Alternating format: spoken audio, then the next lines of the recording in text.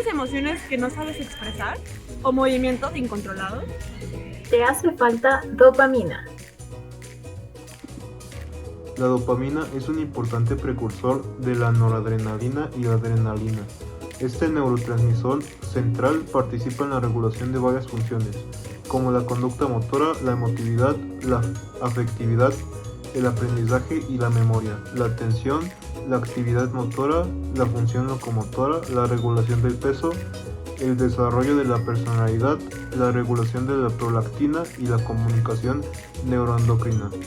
Esta se activa a partir de 5 subtipos de receptores acoplados a proteína G de 1 a D5.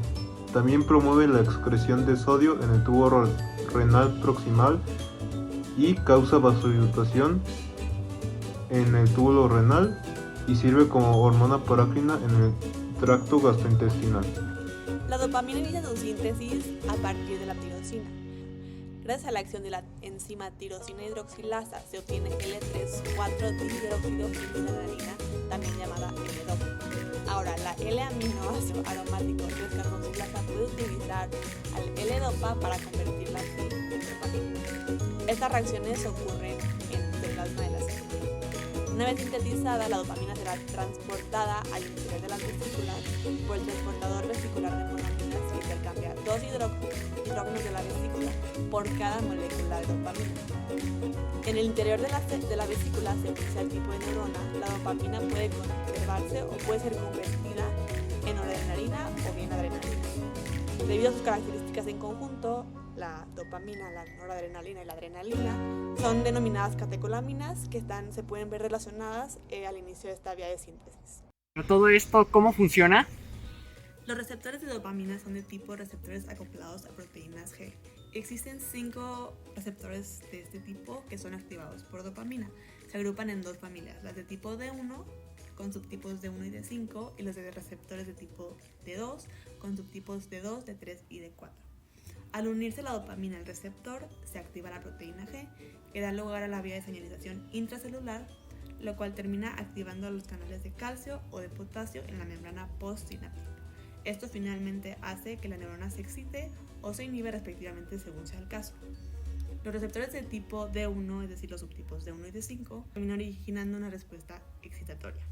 Por lo general, los receptores de tipo D2, es decir, subtipos D2, D3 y D4, inhiben la síntesis de AMPC cíclico al inhibir la adenilatociclasa, lo cual dará lugar a una respuesta inhibidora generalmente. Bueno, pero ¿cómo funcionan estos receptores? Nosotros encontramos estos receptores que se encuentran fuera de la membrana, sin embargo tienen dominios intramembranosos y que pues finalmente terminan dentro de la célula, por lo que se llaman receptores transmembrana. Los receptores pertenecen a la familia de los receptores acoplados a proteína G y tenemos los receptores GI, GQ y GS. Estos últimos son los que nos interesan, ya que la S significa estímulo, por lo que al recibir un ligando extracelular realizamos un estímulo para que exista otra cosa. Y bueno, ¿qué son los tan mencionados segundos mensajeros? Pues los segundos mensajeros son moléculas, iones, partículas, moléculas pequeñas que finalmente tienen la acción de relevar a la señal del ligando y enviársela a una proteína efectora que está dentro de la célula.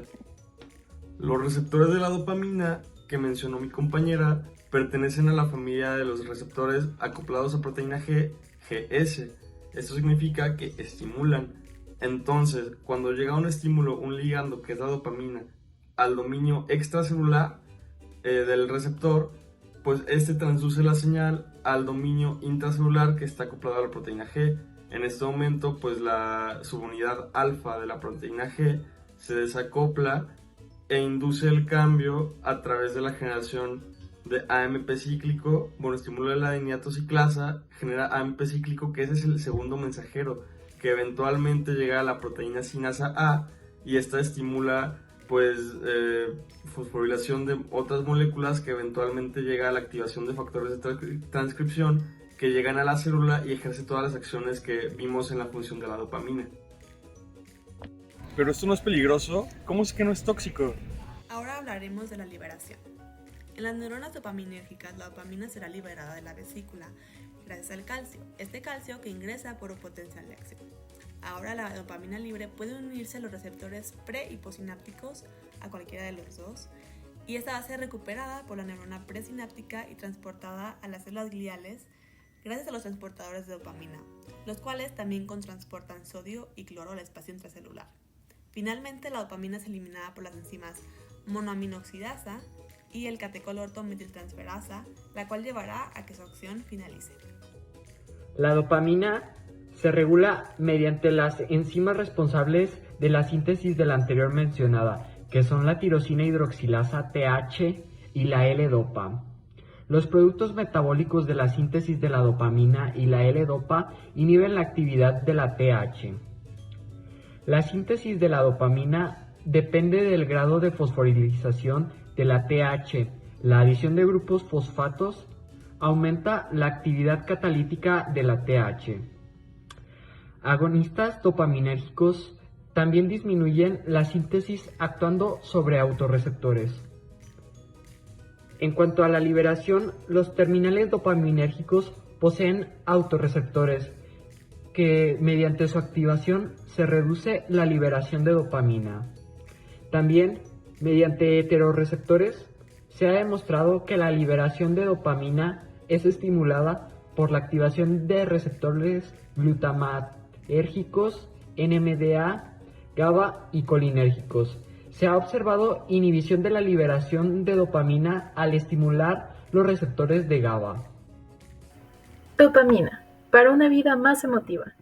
Llama ahora al 01800 recompensa. 01800 recompensa.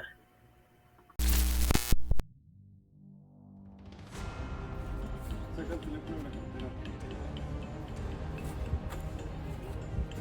¡Ey! Fui yo. Aléjate de mí. Realización del timo. Este es un órgano bilobulado que se localiza en el mediastino entre el esternón y entre la aorta.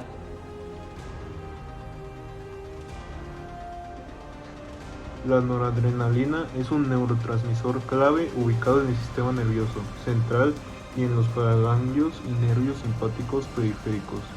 Está implicado en la vigilia, la motivación, el estado de alerta, el estado de conciencia, el apetito, la percepción de impulsos sensitivos, la conducta sexual y la atención, actuando en los receptores metabotrópicos alfa y beta adrenérgicos.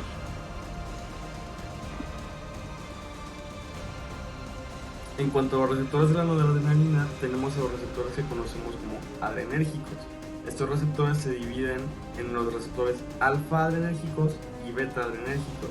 Y bueno, dentro de los receptores alfa adrenérgicos tenemos a los receptores alfa 1, que son de tipo GQ, o sea que pertenecen a los receptores activados a proteína G de tipo GQ. Bueno, entonces cuando llega la noradrenalina, el ligando activa el dominio extracelular, atraviesa la señal por los sitios transmembrana que conocemos que tiene la GPCR y llega al dominio intracelular.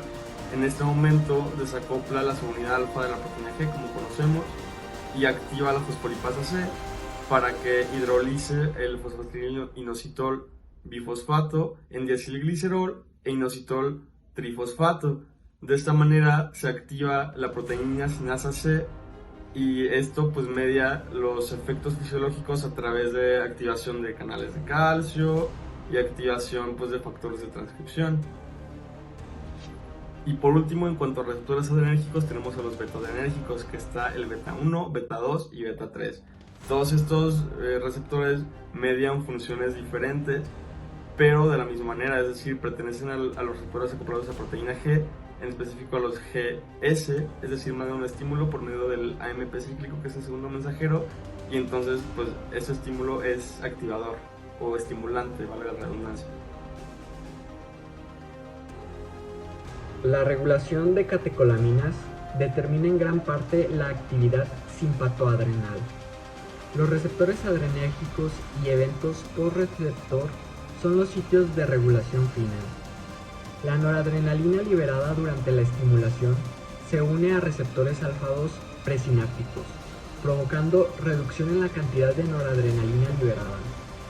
Además, la cromogranina A que es liberada junto con catecolaminas, bloquea receptores colinérgicos del receptor postsináptico, inhibiendo actividad simpático-adrenal por su fragmento catestina. La unión de agonistas de catecolaminas a su receptor reduce el número de receptores sobre la superficie de las células efectoras. Otro es la unión de antagonistas de catecolaminas que reducen el número de receptores. Por ejemplo, tenemos la fosforilación del receptor beta adrenérgico, donde si secuestran los receptores se internalizan y se degradan. Finalmente, la hormona tiroidea aumenta el número de receptores beta en el miocardio y los estrógenos incrementan los receptores alfa en lugares como el miometrio. No pones atención en clase, no temas. Ya llegó tu mejor amiga, la noradrenalina. No lo olvides, tu mejor amiga, la noradrenalina. Llama ya al 01800 Vigilia.